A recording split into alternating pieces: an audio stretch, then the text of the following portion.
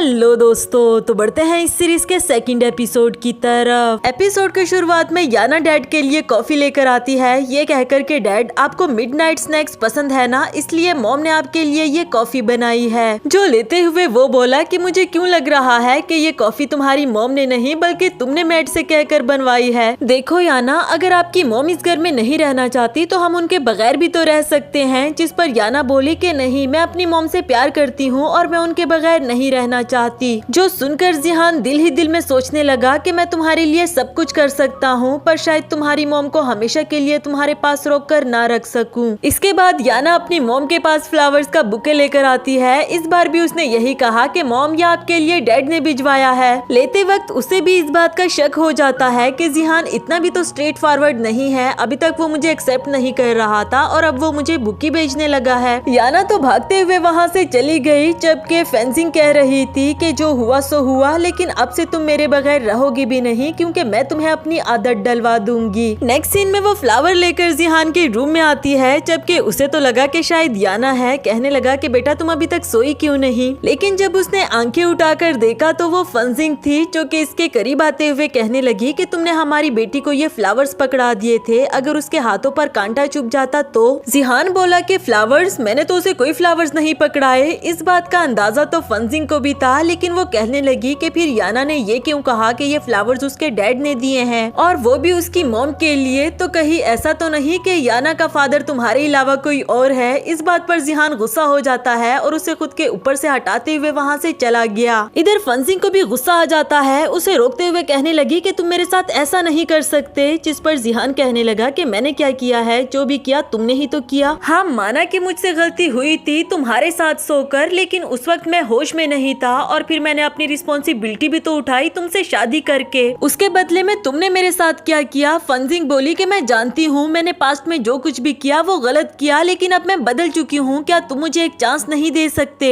इस पर कोई भी जवाब दिए बगैर जिहान वहाँ से चला जाता है। नेक्स्ट सीन में बात लेते वक्त भी वो फेंसिंग के बारे में ही सोच रहा था और साथ में हमें फ्लैशबैक का सीन दिखाया गया, जब ड्रंक होकर उन दोनों ने साथ में रात गुजारी थी। जिहान को तो वो अच्छी लगी, लेकिन जब फेंसिंग को होश आया तो उसने ये सब कुछ देखकर जिहान को थप्पड़ मार दिया, ये कहते हुए कि यू बास्टर्ड, ये सब कुछ तुम्हारी वजह से हुआ। इसके बाद जब उन दोनों की शादी हो जाती है तब भी फेंसिंग यही कह रही थी कि मैं सिर्फ सुफेंग से प्यार करती हूँ, मैं मर जाऊंगी लेकिन कभी भी तुम्हें एक्सेप्ट नहीं करूंगी। प्रेजेंट में फेंसिंग खड़ी उसे बात लेते हुए देख रही थी, कहने लगी कि वाओ तुम्हारे मसल्स कितने अट्रैक्टिव है। जिहान ने तो उसे यहाँ से जाने के लिए कहा, पर वो बोली कि मैं तुम्हारी वाइफ हूँ, जो हुआ सो हो गया, लेकिन बाकी की सारी लाइफ में तुम्हारे साथ रहना चाहती हूँ। जिहान ने भी उसे हाथ के इशारे से अंदर आने के लिए कहा, वो भी फौरन से खुश होकर अंदर आ गई। उसे लग रहा था कि जिहान उसके साथ रोमांटिक होगा, लेकिन ऐसा कुछ भी नहीं हुआ, बल्कि जिहान उस पर शावर पकड़कर उसे गीला कर देता है और फिर वहाँ से निकाल दिया। बेचारी फेंसिंग तो गुस्से में उसे डोर ओपन करने के लिए कह रही थी, लेकिन अब उसके पास कोई भी चांस नहीं था।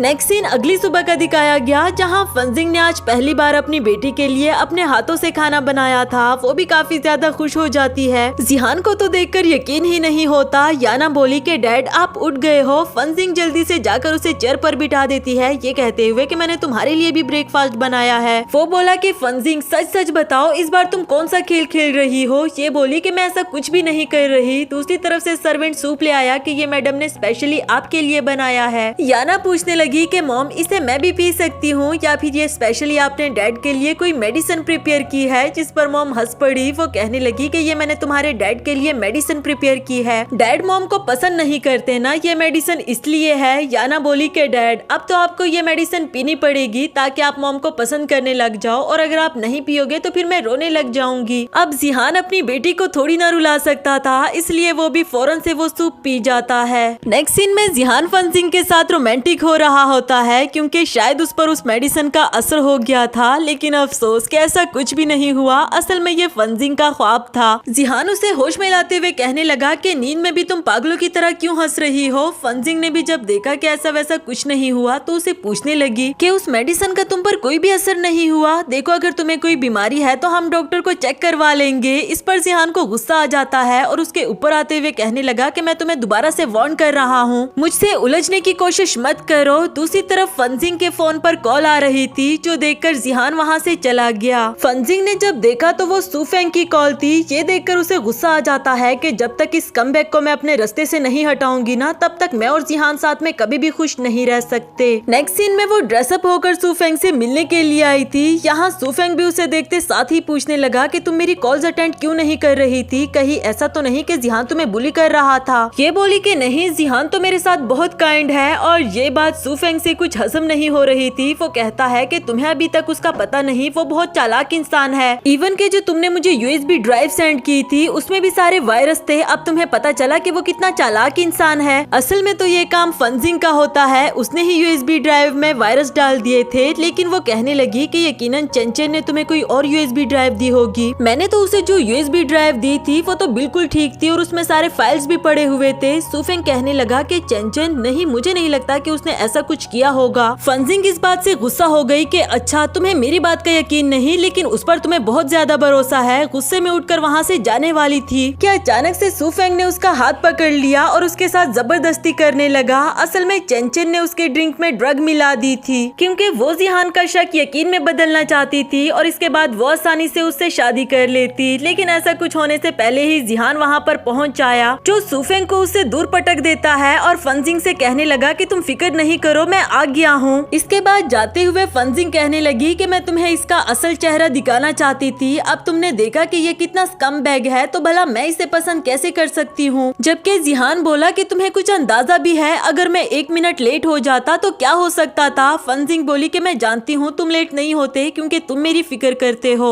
ये कहने के बाद वो जिहान के चीक पर उसे किस करती है। आगे से जिहान का रिएक्शन भी रोमांटिक था क्योंकि आखिर वो कब तक होल्ड करता। यहाँ से इन दोनों का रिलेशनशिप कुछ बेटर होने लगा था। जबकि दूसरी तरफ सुफेंग ने चेंचन को घेर लिया। वो उसे पूछता है कि बताओ मुझे, जो यूएसबी ड्राइव तुमने मुझे दी थी क्या वही तुम्हें फंजिंग ने दी? क्योंकि फंजिंग मुझसे प्यार करती है तो वो मुझे धोखा कभी भी नहीं देगी। चेंचन बोली कि तुम्हें क्या लगता है मैं तुमसे झूठ बोल रही हूँ, और ये भी तो हो सकता है ना कि वो जिहान को लाइक करने लगी हो। अब ये बात सुनकर सुफेंग को याद आता है कि पिछले कई दिनों से फंजिंग उसके साथ अच्छे से बिहेव नहीं कर रही, तो हो सकता है कि ये बात सच हो। इसके बाद वो कहता है कि फंजिंग कभी भी फैमिली डिनर में नहीं गई। कल शाम को जब जिहान घर से चला जाए तो मैं उसे मिलने के लिए जाऊंगा। चेंचन को भी उसका ये आइडिया पसंद आया, लेकिन वो दोनों मिलकर कुछ और भी प्लानिंग करते हैं, और वो क्या है ये तो हमें बाद में ही देखने को मिलेगा। नेक्स्ट सीन में फंजिंग फैमिली डिनर पर जाने के लिए तैयार हो गई थी। वो दिल ही दिल में कहने लगी कि मुझे अच्छे से बिहेव करना होगा ताकि सबको यही लगे कि मैं और जिहान एक दूसरे के साथ बहुत खुश हैं। इसके बाद वो जिहान को भी आकर दिखाती है कि हस्बैंड मैं कैसी लग रही हूँ। वो बोला कि तुमने इतनी रिवेलिंग ड्रेस क्यों पहन रखी है, जाकर कुछ और पहनो। लेकिन फंजिंग कहने लगी कि मैं पहली बार फैमिली डिनर में जा रही हूँ तो मुझे प्यारा तो दिखना चाहिए, और वैसे भी मेरे कॉलर बोन इतने अच्छे हैं तो इसे भी एक्सपोज होना ही चाहिए। इधर जिहान अभी भी जिद कर रहा था कि तुम खुद जाकर बदलती हो या फिर मैं तुम्हारे कपड़े बदलूं। इवन के उसके पास जाकर उसकी हेल्प करने के लिए उसकी ड्रेस को अनजिप कर रहा होता है, लेकिन फंजिंग उसे टीज करने लगी। वो कहती है कि अगर तुम रोमांस के मूड में हो तो हम वैसे भी रोमांस कर सकते हैं, आखिर हम दोनों हस्बैंड वाइफ हैं। ये कहते हुए वो उसे बेड तक ले आई, जबकि जिहान कहने लगा कि तुमने जानबूझकर ऐसी ड्रेसिंग की है ना, क्योंकि वहाँ पर सुफेंग भी होगा और तुम उसे दिखाना चाहती हो। जिस पर फंजिंग बोली कि उस कमबैक को कौन दिखाना चाहता है, मैंने तो ये ड्रेसिंग अपने हस्बैंड को दिखाने के लिए की है। किसी हद तक तो जिहान भी पिघल चुका था इससे पहले कि वो उसे किस करता। दूसरी तरफ डोर पर नॉक हुआ। याना कह रही थी कि मॉम डैड आप दोनों ने दरवाजा क्यों बंद कर लिया है, क्या आप दोनों मुझसे चुप कर अंदर कुछ खा रहे हैं? जो सुनकर यहाँ ये दोनों ही हंसने लगे। इसके बाद नेक्स्ट सीन में दोनों फैमिली डिनर में पहुंच जाए थे। सुफेंग तो फंजिंग को देखकर कहने लगा कि फंजिंग यहाँ क्या कर रही है, क्योंकि उसने ऐसा कुछ एक्सपेक्ट नहीं किया था। बाकी सब लोग भी फंजिंग को देखकर आपस में बातें कर रहे होते हैं कि ये तो कभी भी पब्लिक में नजर नहीं आई। हमें तो लगा था कि शायद मिसेस जिहान अगली होगी, इसलिए तो उसके साथ पार्टीज में नहीं जाती, लेकिन ये तो कितनी प्यारी है। इधर जिहान अपनी वाइफ को समझा रहा था कि देखो प्लीज कुछ भी गड़बड़ मत करना, क्योंकि दिल ही दिल में तो अभी भी उसे थोड़ा सा शक होता ही है कि आखिर फंजिंग अचानक से इतनी कैसे बदल गई। यहाँ एक लेडी भी आगे आते हुए बोली कि फंजिंग फंजिंग, किसी ने तुम्हारे बारे में कहा था कि तुम अगली हो इसलिए किसी के सामने नहीं आती, पर शायद उसने इसलिए कहा हो क्योंकि तुमसे जेलस होती है। दूसरी तरफ से चंचन बोली कि इस तरह के रूमर्स पूरी तरह से तो झूठ नहीं हो सकते और क्या पता इसने प्लास्टिक सर्जरी करवा ली हो क्योंकि आजकल जमाना भी कितना एडवांस हो गया है। इस पर फंजिंग बोली कि इसमें तो कोई शक नहीं कि तुम प्लास्टिक सर्जरी की बहुत अच्छी मिसाल हो। उधर चंचन को गुस्सा आ जाता है। दूसरी तरफ उसके सामने सुफेंग आ जाता है जो कि इससे बात करना चाह रहा था, लेकिन फंजिंग ने उसे अपने सामने से हटने के लिए कहा कि मैं तुमसे कोई भी बात नहीं करना चाहती। इधर चंचन ने जानबूझकर उसके कपड़ों पर ड्रिंक गिरा दी और फिर कहने लगी कि माफ करना मेरी प्यारी बहन, ये तो गलती से हो गया। फंजिंग को उस पर गुस्सा तो काफी ज्यादा आया और उसके पास अच्छा चांस भी था उससे बदला लेने का, लेकिन फिर भी वो उसे कुछ नहीं कहती क्योंकि वो फैमिली डिनर को खराब नहीं करना चाहती। दूसरी तरफ जिहान ने भी ये सारा सीन देख लिया था। वो फंजिंग का हाथ पकड़कर चंचन के ऊपर ड्रिंक गिरा देता है क्योंकि उसने फंजिंग को मेस क्रिएट करने से मना किया था, पर इसका मतलब ये तो नहीं कि कोई भी आकर उसकी वाइफ को बुली करे।